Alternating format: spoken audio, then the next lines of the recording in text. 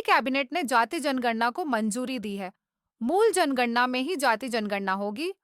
बुधवार को हुई सीसीपीए की बैठक में मोदी सरकार ने ये बड़ा फैसला लिया है। केंद्रीय मंत्रिमंडल के फैसलों के बारे में जानकारी देते हुए केंद्रीय मंत्री अश्विनी वैष्णव ने कहा, कांग्रेस की सरकारों ने जाति जनगणना का विरोध किया है। कांग्रेस ने प्रस्ताव के बावजूद सिर्फ सर्वे कराया। कांग्रेस ने अपने लाभ के लिए इसका उपयोग किया। कई राज्यों ने जातिगत जनगणना की है, जिससे भ्रांति फैली है। जाति की गणना मूल जनगणना में शामिल होनी चाहिए। केंद्रीय मंत्री अश्विनी वैष्णव ने कहा, सामाजिक ताने बाने को ध्यान में रखकर संविधान में स्पष्ट व्यवस्था के मद्देनजर ये फैसला लिया गया है। साल 2010 में डॉक्टर मनमोहन सिंह ने कहा था कि जाति जनगणना के मामले पर मंत्रिमंडल में विचार किया जाना चाहिए। इस अहम मुद्दे पर विचार करने के लिए मंत्रियों का एक समूह बनाया गया था। अधिकांश राजनीतिक दलों ने जाति जनगणना की सिफारिश की थी। ऐसे सर्वे समाज में संदेह पैदा करते हैं, उन्होंने कहा।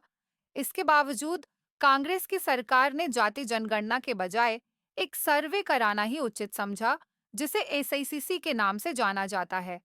यह अच्छी तरह से समझा जा सकता है कि कांग्रेस और उसके सहयोगी दलों ने जाति जनगणना को केवल एक राजनीतिक हथियार के रूप में इस्तेमाल किया है। कुछ राज्यों ने जातियों की गणना के लिए सर्वे किए हैं, जबकि कुछ राज्यों ने यह काम अच्छे से किया है। वहीं कुछ अन्य ने केवल राजनीतिक दृष्टिकोण से गैर पारदर्शी तरीके से ऐसे सर्वे किए हैं। ऐसे सर्वे समाज में संदेह पैदा करते हैं।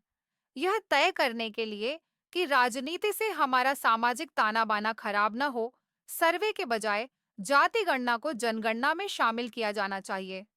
केंद्रीय मंत्री ने कहा, आज प्रधानमंत्री मोदी के नेतृत्व में राजनीतिक मामलों की कैबिनेट समिति ने ये फैसला लिया है कि जातियों की गणना को आने वाली जनगणना में शामिल किया जाए। सरकार का ये कदम इस बात को दर्शाता है कि हम देश और समाज के हितों और मूल्यों के लिए प्रतिबद्ध हैं।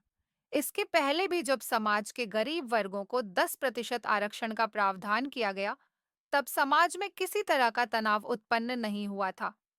उन्होंने बताया कि पीएम मोदी की अध्यक्षता में कैबिनेट में कई महत्वपूर्ण निर्णय लिए गए हैं। सिलचर से शिलांग और शिलांग से सिलचर एक बहुत बड़ी परियोजना, हाई स्पीड कॉरिडोर हाईवे जो मेघालय और असम को जोड़ता है, उसे मंजूरी मिली है। इसकी अनुमानित लागत 22,86,464 करोड़ रुपए है। गन्ना किसानों के लिए सरकार का बड़ा फैसला केंद्रीय मंत्री अश्विनी वैष्णव ने बताया कि 2025 से 26 के लिए गन्ने का उचित और लाभकारी मूल्य 355 रुपए प्रति क्विंटल तय किया गया है। यह बेंचमार्क मूल्य है। इसके नीचे खरीदारी नहीं की जा सकती है।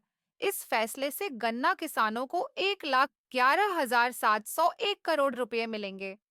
गन्ना किसानों के हित को ध्यान में रखते हुए प्रधानमंत्री नरेंद्र मोदी की अध्यक्षता में आर्थिक मामलों की समिति ने 2025 से 27 अक्टूबर सितंबर के लिए 10.25% की मूल रिकवरी दर के लिए 355 रुपये प्रति क्विंटल की दर से गन्ने का उचित और लाभकारी मूल्य एफआरपी स्वीकृत किया है। इसमें 10.25% से अधिक प्रत्येक 0.1% की रिकवरी वृद्धि के लिए 3.46 रुपये प्रति क्विंटल का प्रीमियम प्रदान किया जाएगा। साथ ही रिकवरी में प्रत्येक 0.1% की कमी के लिए एफआरपी में 3.46 रुपये प्रति क्विंटल की कमी की जाएगी।